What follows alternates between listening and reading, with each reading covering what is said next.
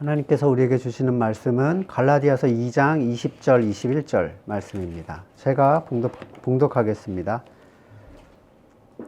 나는 그리스도와 함께 십자가에 못 박혔습니다. 이제 살고 있는 것은 내가 아닙니다. 그리스도께서 내 안에 살고 계십니다. 내가 지금 육신 안에서 살고 있는 삶은 나를 사랑하셔서 나를 위하여 자기 몸을 내어주신 하나님의 아들을 믿는 믿음 안에서 살아가는 것입니다. 나는 하나님의 은혜를 헛되게 하지 않습니다. 의롭다고 하여 주시는 것이 율법으로 되는 것이라면 그리스도께서는 헛되이 죽으신 것이 됩니다. 갈라디아서 2장 20절은 너무나도 유명한 말씀이지만 이 본문에 대해서 바르게 이해하는 성도가 거의 없을 만큼 그런 구절로도 굉장히 유명해요. 내가 그리스도와 함께 죽었다. 이게 무슨 말인가? 제가 질문을 해봅니다. 당신은 그리스도와 함께 죽었습니까? 질문을 하면 제가 생각한 바로는 한 5가지 정도 반응으로 나눌 수가 있다고 생각을 해요. 근데 앞에 3가지는 거듭나지 않은 사람들의 반응이에요. 첫 번째는 뭐냐면 그게 뭔가요? 관심이 없어요. 알고 싶어 하지도 않아. 두 번째는 되게 쑥스러운 표정을 지으면서 죽어야 되는데 아직 살아있죠, 제가. 네, 되게 민망해 합니다. 근데 어쩌면 좀 정직한 경우예요. 차라리 정직하죠. 죽음에 대한 변화, 체험도 없으니까 그렇게밖에 얘기할 수가 없죠. 그리고 3번째는 네, 나는 그리스도와 함께 죽었습니다 라고 말은 하는데 내가 느끼고 체험한 것이 어떻든 간에 그냥 그렇다고 믿는 거예요. 근데 이게 믿음이 아니라 그냥 자기 세뇌 같은 거죠. 이게 성경적인 믿음인과에 관계없이 목사님이 죽었다, 모든 그리스도인은 다 그리스도와 함께 죽었다 이렇게 하니까 무슨 의미인지 어떤 결과가 나타나야 되는지를 알지 못하고 사실 별로 궁금하지도 않아요. 그래서 자기 암시를 통해서 세뇌를 합니다. 난 죽었어. 난 죽었어. 죽었으니까 일어나는 욕심은 없어야 돼. 죽었으니까 일어나는 분노도 없어야 돼. 가라앉혀야 돼. 어떻게 죽은 사람이 분을 낼 수가 있어? 그러면 이 자기 세뇌라는 게 약발이 전혀 없진 않아요. 그냥 잠깐 일시적으로 그게 가라앉는 느낌이 드는데 다시 언제나 그 자리로 돌아가 있어요. 이 2번째와 3번째 경우는 이 그리스도의 죽음, 거듭나기 이전에 이 그리스도의 죽음을 자기한테 적용하려고 해서 나타나는 어떤 문제점들이에요. 실패한 거죠. 그러니까 아무것도 사실 나타나지 않아요. 그리고 4번째가 거듭난 사람 중에 4번째가 정말 많은 케이스인데 죽긴 죽었어요. 근데 그 죽음이 뭔지를 깨닫지를 못해서 내가 죽었다라고 대답을 못하는 거예요. 쉽게 말해서 죽음을 이 실제적 사건이 그에게 일어났는데 이해가 없는 거죠. 이 말씀에 대한 이해가. 그리고 5번째 사람은 정말로 드문 사람이죠. 체험적으로 이 말씀의 의미를 알고 말씀으로 확증을 받았기 때문에 나에게 나타나는 어떤 모습과 관계없이 나는 그리스도와 함께 죽었다라고 얘기할 수 있어요. 이런 사람들이 돼야 되는 거죠. 그리스도인은. 잘 생각해 보세요. 옛사람의 죽음을 체험한 사람이 아무런 것을 느낄 수 없겠는가? 너희가 그리스도의 십자가에 문질러졌나니 이런 게 아니잖아요. 굉장히 큰 타격을 받은 것도 아니고 죽었다라는 굉장히 충격적인 표현을 썼는데 바늘에만 찔려도 정신이 확 드는데 죽었는데 난 잘 모르겠는데 라는 표현을 과연 쓸 수가 있는가? 나는 잘 살아 돌아다니고 있는데 옆에서 야, 넌 죽었어 라고 해줘야지. 아, 그래? 라고 하면서 죽은 척을 잠깐 하는 케이스들인 거예요. 아까 그 3번째 사람들이. 그렇다면 이 십자가의 죽임을 당한 사람들에게 나타나는 반응이 어떤 것인가? 각기 다른 것일까? 라고 생각을 해볼 수 있는데, 예를 들면 어떤 사람은 방언을 받았을 때 나는 내 십자가의 죽음을 체험했다. 또 어떤 사람은 병이 고쳐졌을 때, 또 내가 원하는 것을 성취했을 때, 내가 교회를 다니기 시작했을 때 라고 착각하기가 쉽지만 전혀 그렇지가 않아요. 이 죽음은 분명히 율법에 관한 옛사람의 죽음이라고 성경이 얘기를 하거든요. 그리고 이 죽음은 모든 사람에게 분명하게 동일한 반응으로 나타납니다. 그러니까 내 죽음과 너의 죽음의 스타일이 차이가 있다 이럴 수가 없다는 거예요. 죽음의 결과도 동일해요. 다만 어떤 사람들은 그것을 죽음으로 인지하지 못해서 이게 죽음인지를 모르는 것일 뿐이죠. 쉽게 말하면 죽음의 결과에 대해서 인지는 하고 있는데 죽음으로 인한 현상이라는 것을 내가 파악하지 못한 경우, 따라서 거듭난 성도라면 옛사람과 새사람의 생명이 갖는 그 고유의 특징을 이해하셔야 돼요. 뭐 이해 못한다고 죽지 않는 건 아니지만 엄청 헤맬 수가 있는 거죠. 일반적으로 생각하는 옛사람과 새사람에 대한 인식은 이렇습니다.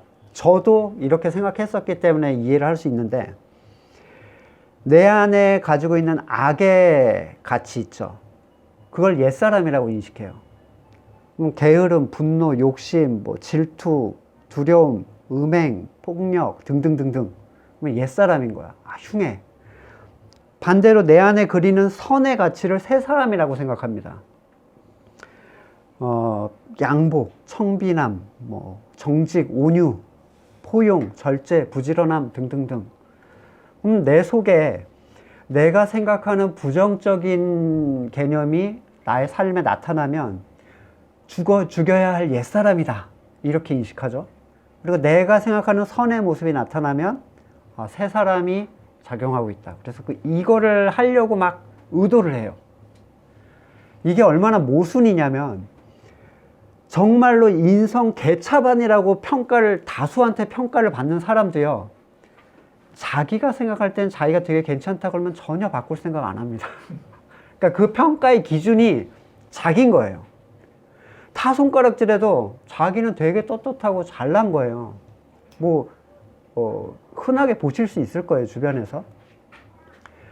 정말 열심히 사는 사람도 내 욕구, 내 선의 기준에 만족이 안 되면 나는 게을러 이렇게 평가해버려요. 질책해, 스스로를 막. 완전히 자기 기준이죠. 이게 오히려 자기 선악의 개념을 더 견고하게 하는 방식이고 벗어날 수 없는 덫에 걸린 상태예요. 이런 옛사람과 새사람에 대한 기준이라는 것은. 근데 옛사람이 죽으면 어떻게 되는가? 그거보다 그 옛생명은 어떤 특징을 가지고 있는가가 중요한데, 옛사람은 어떤 거죠? 아담의 원죄로부터 발생한 결과물로 태어난 존재예요. 탄생 자체가, 그렇죠? 그는 선악과를 먹음으로써 뭘 합니까? 내가 선악의 기준이고 재판관이 됐어요. 내가 판결하는 대로 살아가는 거야. 내가 판결한 게 선이고 내가 판결한 게 악이야. 심지어 하나님도 자기 선악으로 판단해요. 어떤 경우냐면 아예 하나님을 거부하거나 신을 거부하거나 신을 인정하더라도 내 선을 얻기 위해서, 내 선에 동의받기 위해서 하나님을 인정합니다. 그래서 이런 경우들이 있어요. 기도하거나 하나님에 대한 생각을 가질 때 이렇게 하셨어야 됐다. 하나님은 이렇게 하셨어야지. 또는 이렇게 해달라. 이렇게 하시면 안 된다. 이것만은 하면 안 된다. 또는 이렇게 했기 때문에 하나님한테 서운하다. 이 반응들은 나한테는 선과 지혜가 없다는 사람한테는 절대로 나올 수 없는 반응이에요. 내가 선한 걸 모르는데 어떻게 하나님을 평가하겠어요, 선의 기준으로. 그러니까 내 선이 있으니까 그걸로 하나님을 평가하는 거죠. 그런데 이런 존재가 어떻게 됐다고요? 이 존재가 그리스도와 함께 십자가에서 죽었다는 거예요. 바로 이 자기가 자기의 삶의 주인된 이 생명이 죽었다는 거예요. 이게 바로 바울이 말한 십자가에서 죽은 그 생명이에요. 그러면 어떤 현상이 나타나겠습니까? 모든 죽은 사람한테 100% 동일하게 나타나요. 나한테는 선이 없기 때문에 은혜로 주어지는 구원자를 간구합니다. 자기의 선, 지금까지 사람이 추구했던 사람의 일을 멈추고 거저 주시는 분의 은혜를 향하게 돼 있어요. 옛사람이 살아있는 존재에게는 절대로 일어날 수 없는 일이에요, 이거는. 왜냐하면 그게 미련해 보이고 꺼리끼는 것이 돼요. 옛사람들의 입장에서는. 어떻게 자기를 부인하고 선한 것도 없다고 해서 자기가 하던 모든 걸 내려놓는 것으로부터 선한 게 나올 수 있다는 얘기를 할 수가 있어. 이러는 거죠. 옛사람이 스스로 십자가의 의를 의도할 수 있는가? 그러니까 옛사람이 자기 생명을 자살시킬 수 있는가? 불가능하죠. 여기서 말하는 자살할 수 없다는 얘기는 우리가 뭐 목숨을 끊는 개념이 아니라 그 내가 주인된 그 생명을 자기가 죽일 수는 없다는 거예요. 스스로 주인된 생명을 의미하는데 그것은 외부로부터 그걸 행해주는 어떠한 절대적인 힘이 있어야 돼요. 쉽게 말해서 자기 선을 주장하는 아무개한테 너의 선을 부인해라. 너로부터 나오는 모든 것은 악하다. 하나님의 선을 인정해라. 이런 말을 하는 것은 의미가 없습니다. 그 생명이 죽은 사람만 받아들일 수 있는 얘기거든요. 그러니까 이거는 수긍의 문제가 아니라 그냥 생명의 문제예요. 그에게 어떤 생명이 있느냐에 따라 이 말을 받아들이느냐 마느냐의 문제죠. 옛사람이 살아있고 새 생명이 없는 사람은 이 말을 절대로 받아들이질 못해요. 이런 말은 거듭나서 새 생명을 가지고 있는 사람들에게만 받아들여집니다.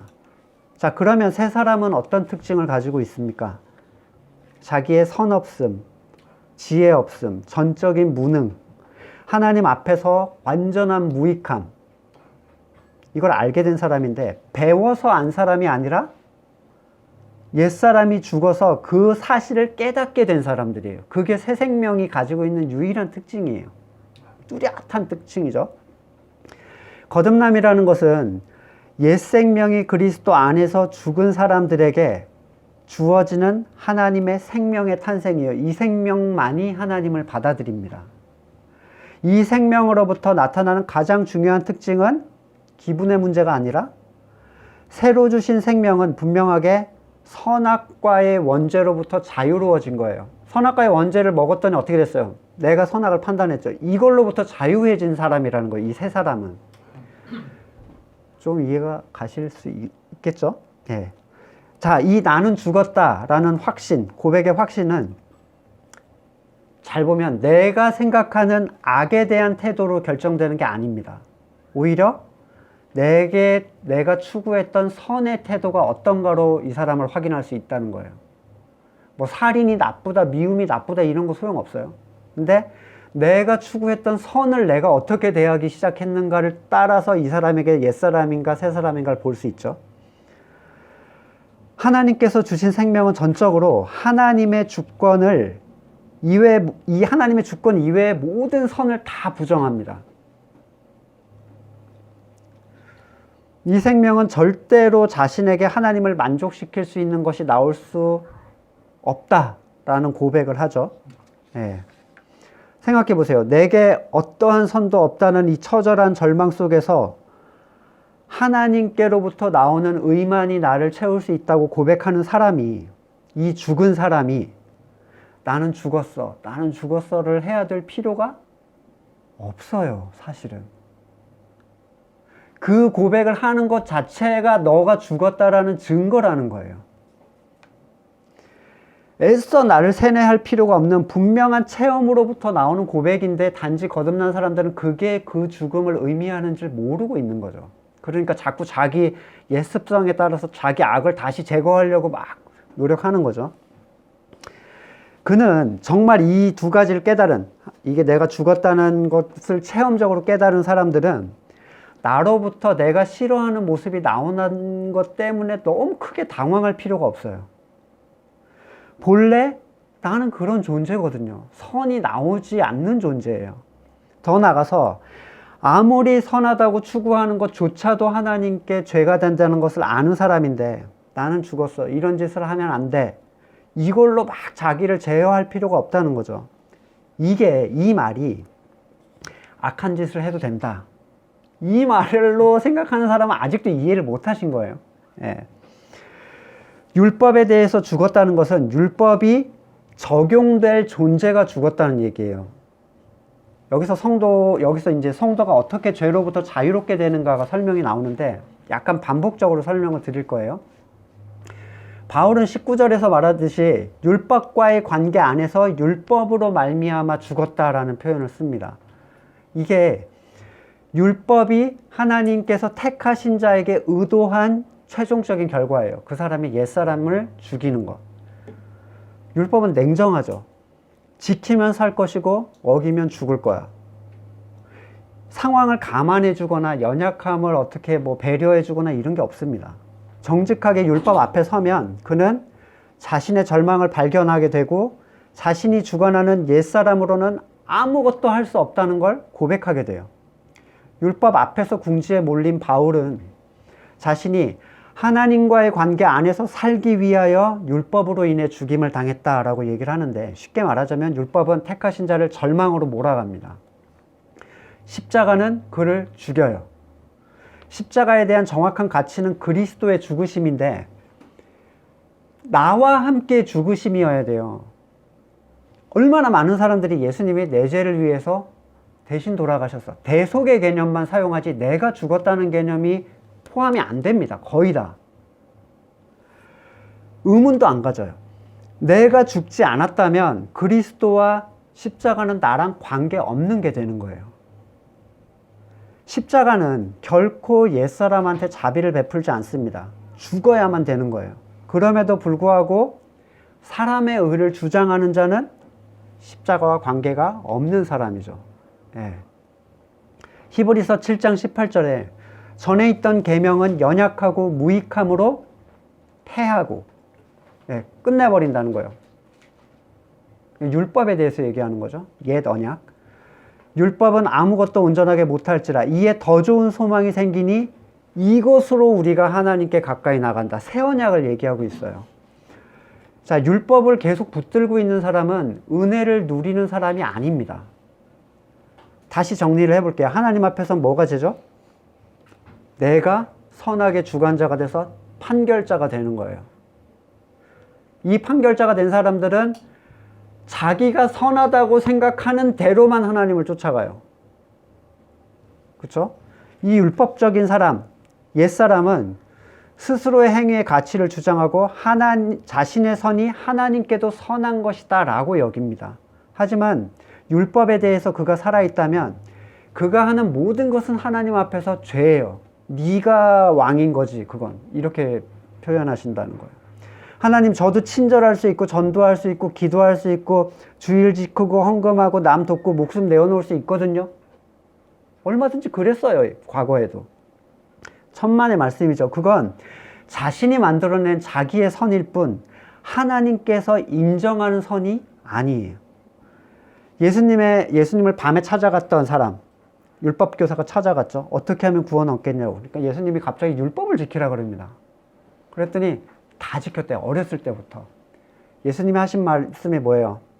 자, 가진 걸 다 버리고 날 따라라. 그가 재산이 많은 거로 고민하고 돌아갔다 이러잖아요. 그 재산이 뭡니까?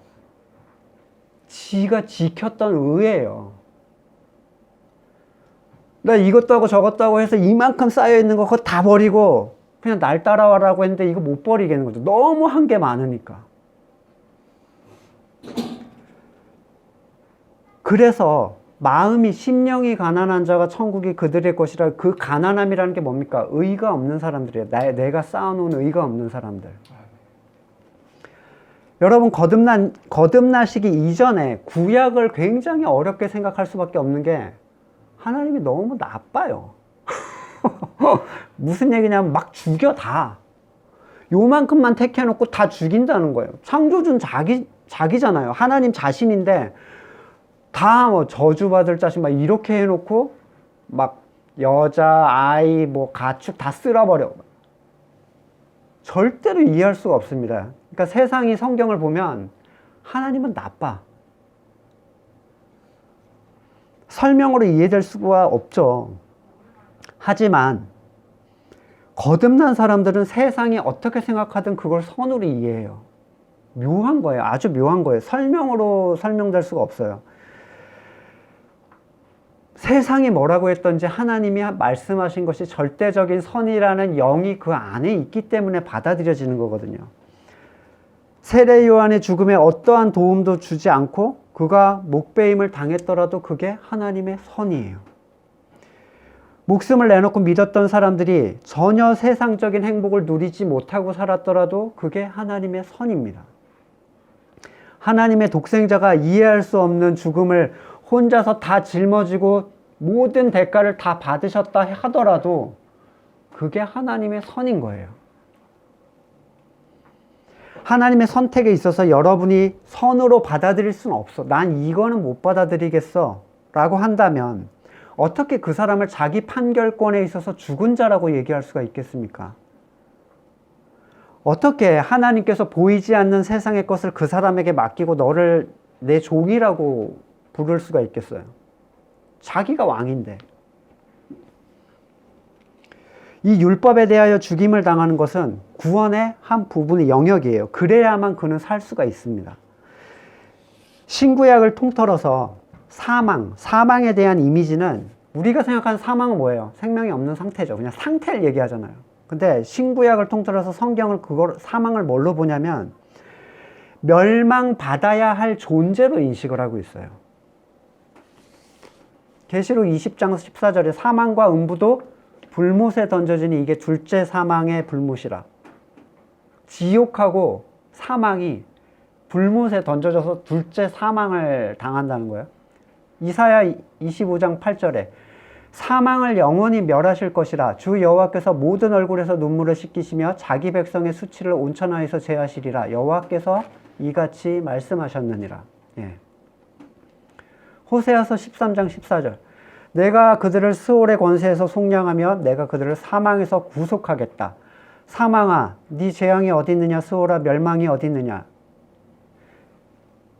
이제 내게 동정심 같은 것은 없다. 또는 나더러 그들의 몸값을 갚아주고 그들을 스올의 세력에서 빼내란 말이냐. 나더러 그들의 몸값을 치르고 그들을 죽음에서 살려내란 말이냐. 그리고 예수 그리스도를 통해서 진짜로 살려내셨어요. 몸값을 치르고. 고린도전서에서 사망의 작용 방식에 대해서 설명을 하는데 그 방금 했던 호세아 본문을 그대로 인용을 합니다. 15장 55절 이하에 사망아 너의 승리가 어디 있느냐. 너의 쏘는 것이 어디 있느냐. 사망이 쏘는 것은 죄요. 죄의 권능은 율법이다. 어려운 본문이지만 설명을 잠깐 드려보면 이건 좀 아이고 안 나. 이걸로 네. 간단한 그림이에요. 자, 뭐 이게 사망이라고 생각해 보세요. 사망이 독침을 가지고 있는데 이거를 죄라고 얘기하고 있죠. 이걸로 쏜대요. 그런데 예, 이거 다 됐어요. 이것만 하시면 돼요. 근데 이 몸통이 뭐냐면 몸통을 보고 율법이라고 써놓은 거예요. 뭐냐면 침이 움직이려면 몸통이 있어야 될 거 아니에요. 그걸 작용시켜주는 몸통. 근데 이 율법이 작용하는 유일한 지점이 어디냐면 옛사람이에요. 옛사람에게만 작동을 하는 존재예요. 율법은. 자, 로마서 3장 19절에 우리가 알거니와 무릇 율법이 말하는 바는 율법 아래 있는 자들에게 말하는 것이니 이는 모든 입을 막고 세상으로 하여금 하나님 심판 아래 있게 하려 함이라. 그러니까 율법 아래 있는 자들에게만 율법은 얘기를 한다는 거예요. 자, 죄를 움직일 수 있는 권세가 없으면 이게 빠져버리면, 그쵸? 이게 죽었으니까 이게 빠져버릴 거 아니에요. 그러면 사망도 아직 있고 죄도 있는데 그 사람한테는 해당 사항이 없다는 거예요. 자, 로마서 5장 14절에 이런 얘기가 있습니다. 죄가 율법이 있기 전에도 세상에 있었으나 율법이 없었을 때에는 죄를 죄로 여기지 않았다. 누가 죄를 죄로 여기지 않았다는 거예요? 하나님이. 보세요. 여기서 말하는 상황은 아담이 범죄하기 이전의 상황이에요. 뭐 쉽게 말하면 이런 거죠. 사탄하고 해서 뭐 먹음직도 하고 보암직도 하고 이런 감히 불경한 생각을 품어? 그 전에도 이미 모의하고 뭐 작당하고 머릿속에서 이미 막 돌아가고 있었어요. 그러니까 완전 무결했어야 되잖아. 근데 그걸 선택하기 전까지는 하나님이 그거 가지고 너 왜 그런 생각했어? 이런 얘기 안 하신다는 거예요. 모르죠. 아담이 하와한테 화를 냈었을 수도 있어요. 하지만 그게 예, 둘이 부부싸움을 했을 수도 있어. 모르겠어요. 그건 모르지만 하나님이 중요한 건 그 사람한테 율법에 작동하는 옛사람이 생기기 전까지는 아무런 책망을 안 했다는 거예요. 왜냐하면 하나님처럼 완벽한 존재로 서 있을 수가 없어요. 누구도, 어느 피조물도. 사람 능력 바뀌죠. 하나님처럼 살아야 된다라고 하나님이 피조물을 만들어 놓는 것 자체가 우리한테는 불가능한 일이거든요. 따라서 누구든지 율법으로부터 자유롭게 되지 못하면 죄를 이길 수가 없다는 거예요. 율법을 지켜서 죄를 벗어나겠다. 이건 정말 미련한 생각입니다. 로마서 7장 13절에 그런즉 선한 것이 내게 사망이 되었느냐? 그럴 수 없느니라. 오직 죄가 죄로 드러나기 위하여 선한 것으로 말미암아 나를 죽게 만들었으니 이는 계명으로 말미암아 죄로 심히 죄되게 하려 함이라. 자, 완전한 죄인으로 그를 드러내게 하는 것. 그게 율법의 목적이죠. 율법은 십자가로 옛사람을 몰아갑니다. 막 몰아가요. 그래서 율법을 딴 그 옛 구 버전에서는 몽학선생이라고 하는데 훈장님한테 이렇게 회초리를 때려가지고 훈장님 앞에 데려다 놓는 선생님이에요. 패는 선생님이죠. 예. 자, 로마서 6장 한번 펴보세요. 6장 좀 본문을 좀 자세히 볼 건데 3절 이하를 보시면 세례를 받아 그리스도 예수와 하나가 된 우리는 세례를 받을 때 그와 함께 죽었다는 것을 여러분 알지 못합니까? 이 얘기를 하고 있어요. 예. 세례 자체를, 이게 여러분 세례가 정말 중요한데 세례 자체를 타의에 의해서 어거지로 받아주는 때 되면 그냥 전적 타락에 대한 진정한 고백이 없이 받은 사람은 이 세례의 가치를 당연히 알 수 없어요. 그렇죠? 율법을 통해서 몰려가야 되는데 엄마, 아빠, 선생님, 목사가 몰아갔어. 사람은 그걸 몰아갈 수 없는 존재거든요. 4절에 그러므로 우리는 세례를 통해서 그의 죽으심과 연합함으로 그와 함께 묻혔던 것입니다. 그것은 그리스도께서 아버지의 영광으로 말미암아 죽은 사람들 가운데 살아나신 것 같이 우리도 또한 새 생명 안에서 살아가기 위함입니다. 자, 옛사람의 죽음에 대한 체험을 고백하는 예식이 세례인데 이 세례를 주는 기준이 뭡니까 도대체? 예수님께서 이 반석 위에 교회를 세우리라 그러셨잖아요. 주는 그리스도시요 살아계신 하나님의 아들이라는 이 고백이 체험적인 지식이 아니라 교육된 이성의 고백이 되면서부터 그로 인해서 누릴 수 있는 모든 것들은 사람이 자기적으로 만들어내는 것이 돼야 되는 거예요. 하나도 안 나타나죠. 왜? 죽은 적이 없으니까.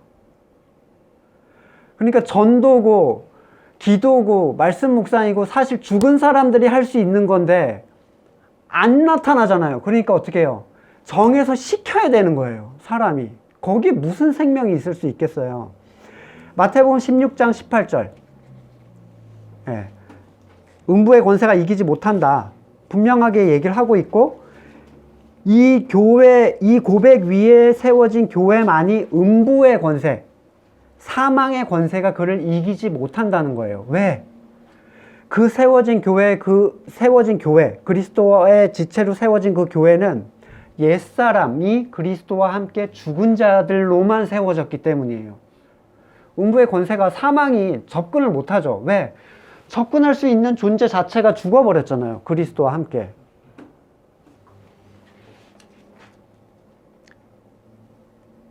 로마서 6장 4절은 그래서 성도가 단지 자기의 선악의 모든 주권에 절망했다는 사실만으로 멈추게 될 것이다 라고 얘기를 하는 게 아니라 어떻게 돼요? 그리스도 안에서 살아가는 새 생명의 삶으로 살아가게 만들어 주실 것이다 라고 얘기를 하는 거예요. 쉽게 말하면 하나님의 주권을 인정하는 삶을 살아가게 하기 위해서 자아가 죽은 거예요. 십자가에서. 로마서 6장 5절 우리가 그의 죽으심과 같이 같은 죽음을 죽어서 연합하는 사람이 되었으면 연합 어떻게 해요? 연합된 사람을 뭐라고 하죠? 교회라고 하는 거예요. 그 사람을 비로소 그 사람을 교회라고 얘기하는 거예요. 부활에 있어서도 그와 연합하는 사람이 될 것입니다. 우리의 옛사람이 그리스도와 함께 십자가에 달려 죽은 것은 죄의 몸을 멸해서 우리가 다시는 죄의 노예가 되지 않게 하는 것임을 우리는 압니다. 자, 이 죄가 무엇인지 분명하게 해야 되죠. 세상에 속한 죄가 아니라 자기의 선악을 주장하는 죄예요. 자, 죽은 사람은 이미 죄의 세력에서 해방됐습니다. 당신이 당신의 삶을 어떻게 느끼든 상관없어요. 나의 완전 전적 무능과 타락을 고백하고 인정하는 사람이라면 체험적으로 배운 거 말고 그 사람은 자신이 주인된 그 삶으로부터 해방된 사람이에요. 그 사람한테는 율법에 작용하지 않고 죄의 독침을 쏠 수가 없어요. 우리가 알기로 그리스도께서 죽은 사람들 가운데서 다시 살아나셔서 다시 죽지 않으시고 다시 죽음이 그를 지배하지 못합니다. 그리스도께서 죽으신 죽음은 죄에 대하여 단번에 죽으심. 그분이 다시 사는 삶은 하나님을 위하여 사는 것입니다. 자, 성도가 죄에 대해 죽었다는 것은 죄가 힘을 쓸 수 있는 옛사람과 그 그리스도의 죽음의 연합이에요. 십자가의 연합이에요. 그리고 새로 받은 생명은 하나님을 위해서 사는 교회의 일이나 착한 삶을 사는 게 아니라 하나님의 주권과 은혜로 주신 그리스도의 의를 인정하면서 살아가는 삶이에요. 이와 같이 6장 11절 여러분도 죄에 대하여는 죽은 사람이요 하나님을 위해서는 그리스도 예수 안에서 살고 있는 사람이라는 걸 알고 계셔야 됩니다. 그러므로 여러분은 죄가 여러분의 죽을 몸을 지배하지 못하게 하려면 어떻게 해야 돼요? 나쁜 짓을 안 해야 돼요? 여러분 죄가 지배하지 못하게 하려면 어떻게 해야 돼요? 율법의 작용은 옛사람이잖아요. 자기 부인이에요. 자기 부인을 하란 얘기예요. 여러분 죄가 지배하지 못하게 한다는 것은 세상이 보는 완전 무결한 삶을 얘기하는 게 아닙니다. 자기의 선을 부인하는 삶이에요. 악은 따로 부인할 필요가 없죠. 나도 싫어요. 악은. 네, 악은 나를 의롭다고 해주지 않거든 전혀. 오직 거듭난 존재만이 자기의 전적 무능을 인정하는데 그 생명만이 하나님 안에서 안식을 누릴 쉴 수가 있어요. 자기 일을 쉬는 거죠. 12절에서 말하는 몸의 정욕을 세상이 생각하는 정욕으로 이해하시면 안 돼요. 유대인들은 괴물처럼 그걸 잘해왔었어요. 그죠? 네. 하지만 겉과 속이 다른 모습이었을 뿐이죠. 옛사람에 의해서 율법이 작용하면 반드시 죄의 열매를 맺습니다. 눈에 보이는 선이라 할지라도 그거는 죄예요. 그것이 사람의 눈에 선으로 보이고 모두가 칭찬을 한다 해도 세상이 다 좋아하고 훌륭하다고 해도 아무 소용이 없어요.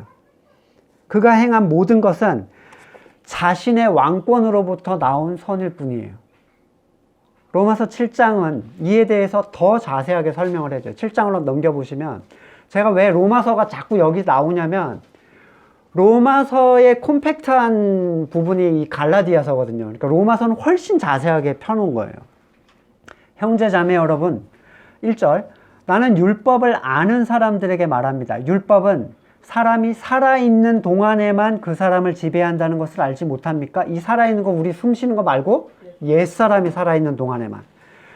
결혼한 여자는 남편이 살아있는 동안에 법으로 남편에게 매여 있지만 남편이 죽으면 남편의 법에서 풀려나요. 근데 여기서 이제 남편으로 묘사하고 있죠. 그러므로 남편이 살아있는 동안에 그 여자가 다른 남자에게 가면 간음한 여자라는 얘기를 듣게 됩니다. 그러나 남편이 죽으면 법에서 해방되는 것이므로 다른 남자에게 갈지라도 간음한 여자가 되지 않습니다. 자, 그러면 우리는 어느 남자한테 가야 돼요? 그리스도, 신랑 대신 그리스도에게 가야 되는데 율법을 붙잡고 있으면서 그리스도에게 가겠다는 거예요. 간음한 여자라는, 취급 안 해준다는 거예요. 예수님은 그런 존재를. 네 남편이 살아있는데 내가 너를 왜 데려가? 이 얘기죠. 남편을 둘을 같이 가지고 가는 자는 그냥 간음한 자예요. 옛사람이 살아있는 채로 예수님 율법을 붙잡은 채로 예수님을 신랑 삼을 수 있는 사람은 아무도 없습니다. 자기가 뭐라고 생각하든 예수님은 그런 사람을 받지 않으세요. 7장 4절 나의 형제 자매 여러분 그러므로 여러분도 그리스도의 몸으로 말미암아 율법에 대해서 죽임을 당했습니다. 그래서 여러분은 다른 분 죽은 사람들 가운데서 살아나신 그분에게 속하게 됐습니다. 그것은 우리가 하나님을 위하여 열매 맺기 위함입니다. 자, 이 얘기는 죽었습니다. 이 얘기는 죽었다고 생각해가 아니에요. 이런 거예요. 너도 알잖아. 내가 설명을 하지 않아도 너의 의를 이룰 수 있는 존재는 너 자신이 아니라는 걸 너도 깨달았잖아. 그때 너도 체험했잖아. 너도 그래서 주시는 은혜를 향하게 된 거잖아. 이 죽임당함으로 인해서 율법으로부터 해방되어 예수 그리스도의 신부가 되었다는 거예요. 자, 스스로의 행위에 의를 멈추지 않는 사람은 죽임을 당하지 않은 사람이에요.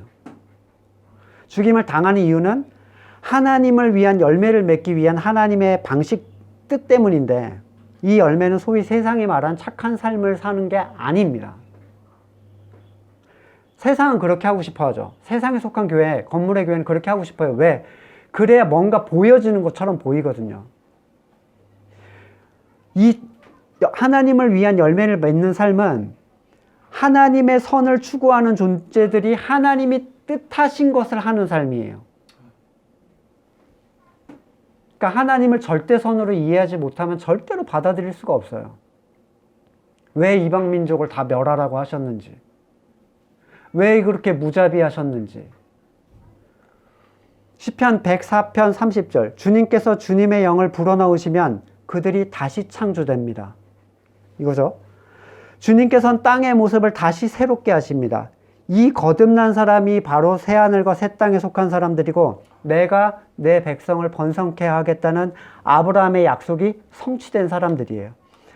104편, 시편 104편 31절 주님의 영광은 영원하여라. 주님은 친히 행하신 일로 기뻐하신다. 하나님은 자기가 하신 일로 기뻐하지 여러분 사람이 뭘 위해서 막 어때 박수 쳐드리고 이런 거 전혀 안 좋아하신다는 거예요. 로마서 아까 7장 5절 이어서 보시면 이전에 우리가 육신을 따라 살 때는 육신으로 말미암아 일어나는 죄의 욕정이 우리 몸 지체 안에서 작용해서 죽음에 이르는 열매를 맺었습니다. 죄가 발생하는 방식이죠. 육신을 살았다는 것은 내가 세상적인 걸 추구해야지 이게 아니에요. 옛사람이 주는 자기 선을 따라 산 삶을 얘기합니다. 바울은 절대로 세상적으로 살지 않았어요. 율법에 속해 있을 때. 그렇죠? 다 통제하면서 살았다고요. 그리고 자기의 선을 주장하는 옛사람이 율법의 작용에 의해서 죄를 쏘물어서 자기 선악을 추구하는 존재로 죽음에 이르게 하는 열매를 계속 맺게 만들었어요. 그러니까 자기 선을 계속 쌓으면서 하나님 앞에 진노를 쌓아가는 거예요. 이것을 자기의 옛 생명이 죽지 않은 사람이 어떻게 받아들이겠어요?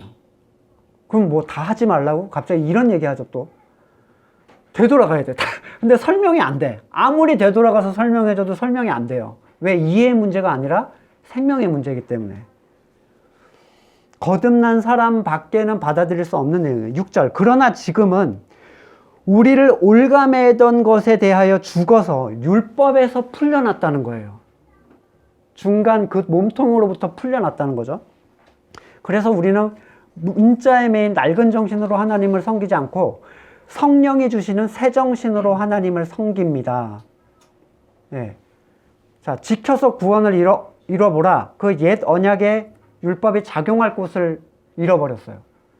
이제 그가 따르는 것은 하나님의 율법의 샘플이 아닌 613가지가 아니라 그때마다 그에게 바로바로 주시는 성령의 마음, 그리스도, 머리 대신 그리스도의 마음이 그에게 계속 나타나는 거죠. 빌립보서 2장 13절 너희 안에 행하시는 이는 하나님이시니 자기의 기쁘신 뜻을 따라 위하여 너희에게 소원을 두고 행하게 하시는 분. 이 소원은, 자, 헷갈릴 수 있어서 말씀을 한번 드리는데, 이 소망을 주신다는 건 비전과 원대한 포부를 주신다는 게 아니죠. 그때 하나님의 내 삶의 자리에서 하나님이 원하시는 걸 따라갈 수 있도록, 내 선을 부인할 수 있도록 그 소망을 주고 그걸 행하게 도와주신다는 거예요. 지극히 일상의 삶에 대한 얘기예요. 로마서 6장 14절 선언을 합니다.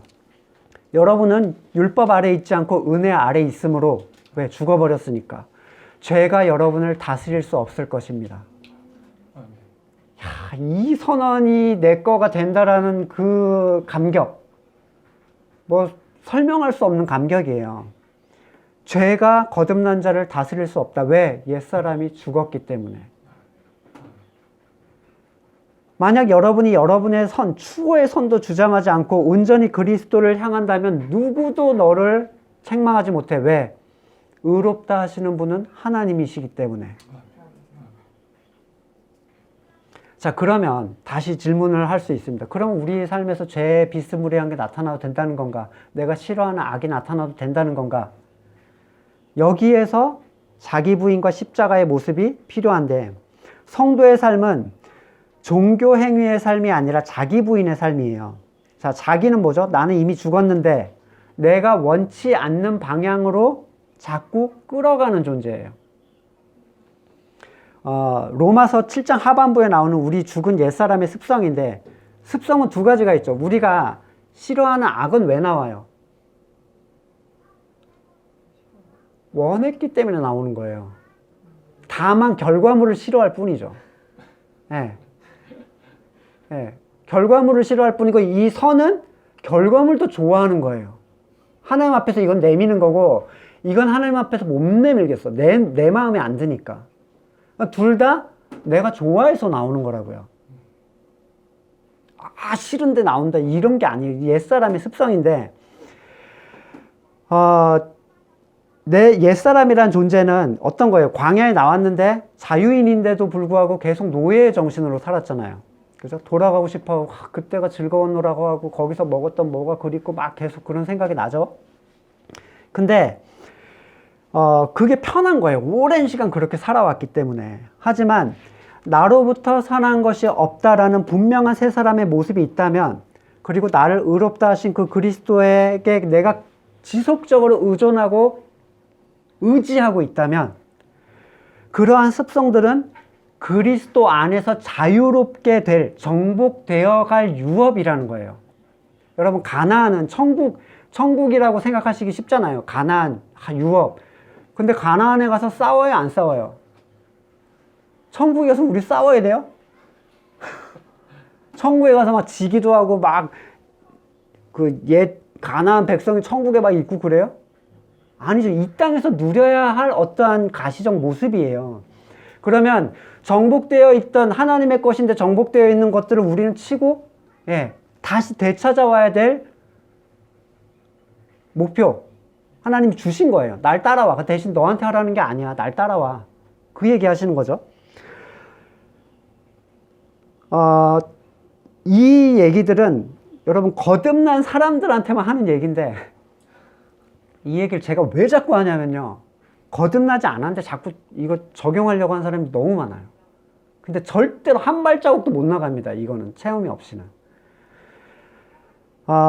참고로 건물의 교회에서 여러분 생각해 보세요. 나는 오직 그리스도의 의로만 의롭다 하심을 믿는다에 반대합니다라고 하는 사람 손 들어보세요 하면 누가 손 들 것 같아요? 다 아멘해요. 그럼 난 다 거듭났네라고 생각하겠죠. 이러니까 제가 미치겠는 거예요.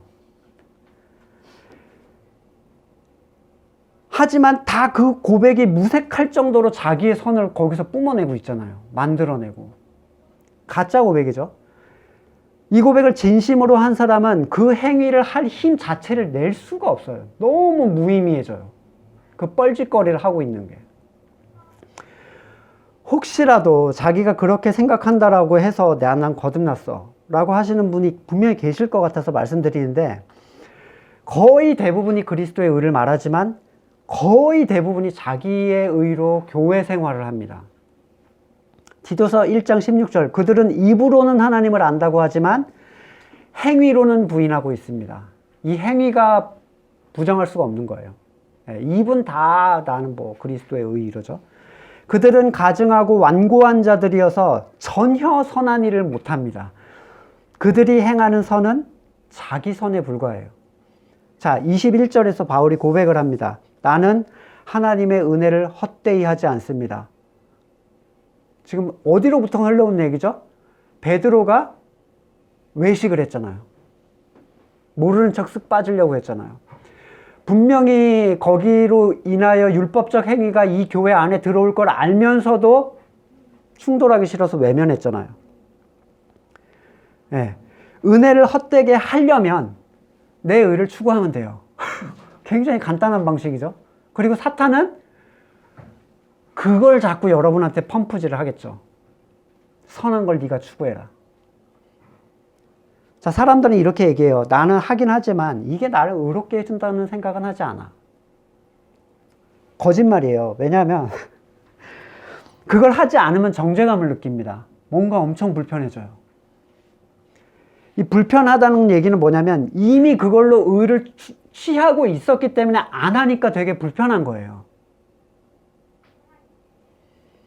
다만 자기가 나는 그걸로 의를 취하지 않았었노라고 애써 외면하는 거죠.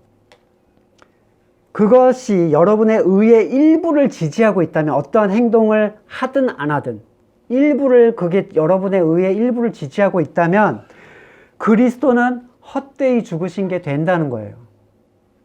물론 거듭난 모든 사람이 처음부터 자기 행위를 다 내려놓을 수 있는 게 아니에요. 전에 나사로처럼 풀어줘야 돼요. 풀려나는 자유로운 영역이 점점 늘어나야 되고 가나안처럼 정복되는 영역이 늘어나야 돼요. 그들은 자유롭게 되어야 할 사람, 그러니까 신부는 자유로운데 정신이 자유롭지 못하잖아요. 그러니까 옛사람으로부터 완전 해방돼서 하나님이 주시는 자유함이 뭔지 누려야 될 사람들이라는 거예요. 그들을 자유롭게 해주는 건 말씀이에요. 제가 아무리 떠들어대도 여러분이 말씀 안에서 확증을 받지 못하면 불편해요. 그러니까 제가 누리고 있는 자유를 여러분한테 강제할 수가 없어요. 바울도 그렇게 했죠. 우상의 제물, 이거 먹으면 안 되는 사람한테 먹어 그리고 막 안 하잖아요. 왜? 자기의 양심의 선이 거기까지 못 간 거예요. 하지만 풀려나야 할 영역이죠.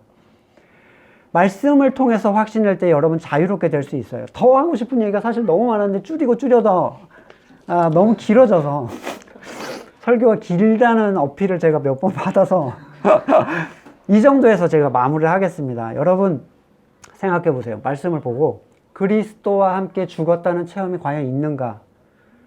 그리고 그것에 대한 확신을 이제 가지고 있는가? 그것으로 인해서 스스로의 선과 의를 여러분 부정하고 계시는가? 말씀을 놓고 같이 한번 기도하겠습니다.